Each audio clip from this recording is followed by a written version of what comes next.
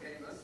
There are actually two institutions, the International Bank for Reconstruction and Development and the International Development Association. The difference in the two is middle-income countries for what we call the IBRD, and then poorer countries for the what we call IDA countries. The Philippines is a middle-income country, and so it works with IBRD. Their focus was working with national government, while we work on the private sector. Now we have other institutions. We have MIGA, which does political risk insurance, and then we have INSID, which is probably the least known of the five.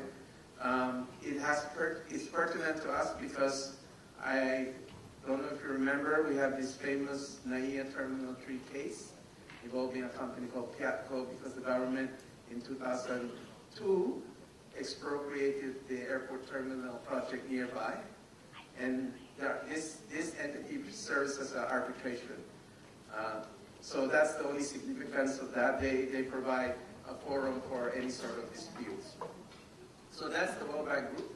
Now, we in IFC, in addition to the private sector, maybe about 12 years ago, we as a group decided that IFC, we can invest in and lend to what we call subnationals, entities like cities, state-owned enterprises that do not require or need any government guarantee, national government guarantees.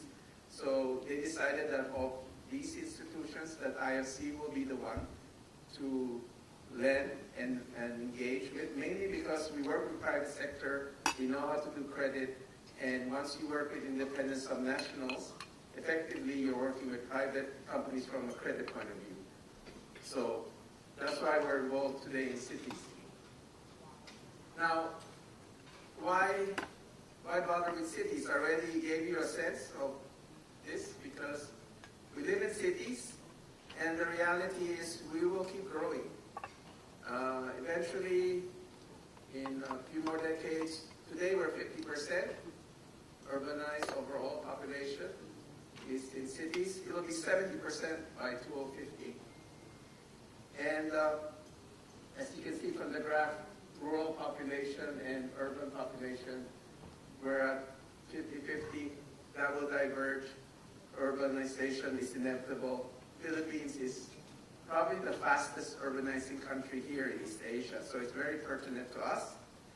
And it's this is an issue that we need to grapple now. I know you talked a lot about it, inferring with it this morning, so this is quite relevant. So, why cities? Well, economic growth is in cities. 80% of GDP globally comes from cities. And I already mentioned the population migration. And because we live in cities, we need to deal with cities. There are a lot of problems with cities.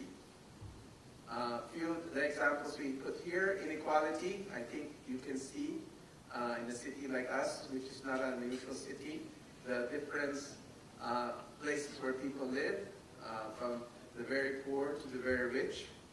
Traffic congestion, I think this morning you all talk about traffic.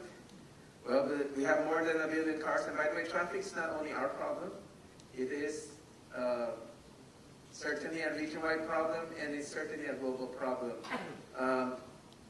While we complain a lot about traffic, I suggest if you want to see how traffic is, go to Jakarta. It's a little worse than us, believe it or not. Air pollution, well, I think if you've seen the last few weeks and you've seen Beijing, the area, you can see how bad it is. I've been exchanging emails with my Beijing colleagues, and they had 3 weeks of straight poisonous air, so more than 300 particles, which is quite dangerous, and in fact, kids can't even go out.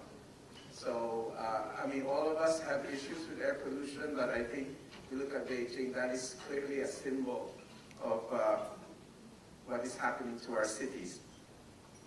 Climate change, well, we need to worry about it from a city point of view because 70% 50% of greenhouse gases come from cities.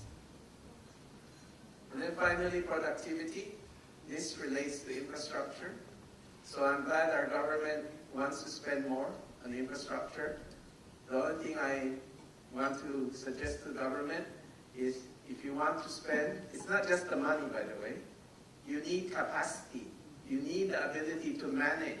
You need the ability, first of all, decide what you want to prioritize, and then have the capacity to manage, okay? It's one thing to say we will spend. It's another thing to actually implement. So we shall see. So as an institution, we over the last 12 years, we've been developing a lot. We want to be in different places to provide solutions to cities. So the upstream side, this is where we work with our colleagues from the bank because of their relationships with national government. So look at regulatory reform, we look at industry standards. One thing we also do is green buildings standards, like here in the Philippines, City of Mandaluyong. We help them develop a green ordinance or a green building ordinance a few years ago. Another thing we do is on the private sector side is we work with, we have our own certification, which we call EDGE, which means Excellence in Design for Greater Efficiencies. Wherein, because we looked at a lot of the green standards and a lot of them, like LEEDs, they're quite complicated. There are a number of criteria or factors to consider. So for us, EDGE, there are three important criteria or parameters. One is energy use, second is water use, and third is materials use. So what we do with EDGE, and this one we relate to the private sector, is if we look at the designs all over the world, we put in a database, and this database, by the way, is free and can be accessible by anyone. If you go in and put in your design, you can then figure out whether, because it will compute for you the savings you have in these three categories, and then if you meet 20%, at least 20% in each of these three categories, then you could get an EDGE certification. And we actually have companies here that are actually already EDGE certified, like Emma Imperial company, Imperial Homes is EDGE certified, meaning that her designs meet our certification. So that's green buildings. We also have other things. We work directly with cities in the midstream. We help do capacity building. We help cities improve their credit worthiness. We also do PVP, transaction advisory. Here in the Philippines, we have been working on the national level. So we have done NAIA Expressway. Every time I pass NAIA Expressway, I'm really happy. It actually finally got done. So we helped the government bid out this project to San Miguel. And then the LRT-1 South Extension also, we helped bid that out to the Ayala and MPIC group. Of course, that project actually took only 21 years. But anyway, finally got done. But this is the Philippines, and though our engagement was only 3 years, but from whence it was conceived was 21 years. So this is what we do, and we're looking to bring it down to the local government level. We actually have done one, City of Olongapo. We helped the City of Olongapo bring in a private sector entity to run their electric utility. So we are prepared, and we're looking to see if we can engage with cities on their PPP projects or infrastructure projects, because we really think that will be the next stage, coming from national going down to the local governments. And then we can lend to cities, so we can lend debt to cities, we can help guarantee their bonds or fund their bonds, and we can do all sorts of different instruments. I mean, aside from cities, we can also work with other subnational entities, including state-owned enterprises. One of the ones we work with is PNOC EDC, when it was still with government, where we invested equity in their IPO in 2006. Today it's a private company. We continue to engage with them. But this is how we are prepared to work with cities. So we're providing the whole gamut, both from the advice as well as the investment and lending point of view to help cities. And because of us being global institutions, we hope to bring global experience to cities that we work with. And so these are just a few of the examples. So one is strengthening institutions, regulations, road standards in Russia, green building regulations in Colombia, similar to what we've done for the city of Mandaluyong. Access to finance for housing projects like mortgage financing in Cambodia. We also work on fostering skills and innovation, developing schools, schools and helping raise bonds to support schools. And then on the infrastructure and environment side, we provide, like in Romania, support for district heating.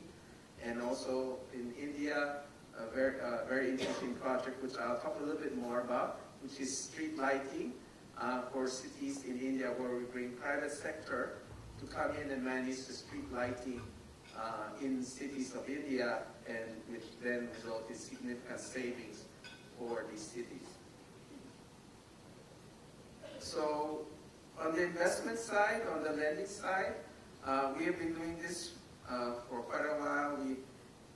We have done something like 9.5 billion in 292 city-related projects over the from 2004 to 2015. So definitely, this just gives you a sense of what we have done in this space, both related, direct cities as well as indirect. Because in addition to lending to cities, we can do our bread and butter business, which is supporting private sector entities that lend to city, that provide city services, so we can lend to the private sector entity as well. And that we consider as part of our cities program. So let me just end with a few examples. So one study here is Istanbul Metro Line. We did 2 investments, 2008 and 2016, wherein we helped them to construct some of the metro line and the city of Istanbul. It's a beautiful city. If you haven't been, it's certainly a city that should be on your bucket list because of its very unique position of having both an Asian side as well as a European side. So here we help the city of Istanbul raise money, and not only did we provide our own money, we also mobilized money from other commercial banks, international commercial banks, because we have a B-loan program under which we can get other banks to lend with us. So here, helping a city do its own metro line. This is the Indian street lighting example I mentioned earlier. Here, what happens is, in this city here, in Odisha, Bhubaneswar, what happened is they have a network of, a street lighting network. Because it's run by the city, their lights the technology is out of date. Many of the bulbs don't work. And actually they don't put up enough street poles, so many parts of the city are pretty dark, and that leads to peace and order situation, and because there are crime that happens when the streets tend to be dark. So what we did is we together with the city, we devised a process wherein we get private sector to come in and provide the services to run the street lighting of the city for a fixed fee. What was interesting as a result of this is they were able to achieve a savings that we didn't think was possible, because we thought it was technically impossible, to have savings of 80%. So we put up a bid parameter and say, okay, this is how much the city pays, how much can you save the city, and based on that, we choose the winning bidder. And somebody bid at 80%, which we were very skeptical. Nonetheless, the bid went through, and yes, 80% was achieved. All the lights were changed to LED, additional poles were added, things were maintained, things worked, and now Buwaneshwa is a much better city simply because of the improvement of access of lighting. And best thing is they save a lot of money and they get a new system. And let me end with this, the Izmir city engagement. Why I bring this up is when we work with cities, we're not doing, we hope, or our objective is not to do it one time. We like to develop relationships with cities, and Izmir is one where we have done it now for over 10 years, and we have maybe 7 engagements ready with them, both, and anywhere from with the port expansion, ferry boats, traffic management, tramways, dormitory rooms, sewage lines, helping them study environmental and social impacts of their sewage systems. So we are able to offer a full gamut of advisory and investment services for them. This is our vision, is that hopefully with the cities that we engage in, that we form a relationship, because and a long-term relationship, because we're a long-term player. We're here to stay. We've been around now for 60 years. We just celebrated our 60th anniversary last year. We're here to stay, and we're here to help cities. So let me end with that. Thank you very much. Hope you're still awake. Bye.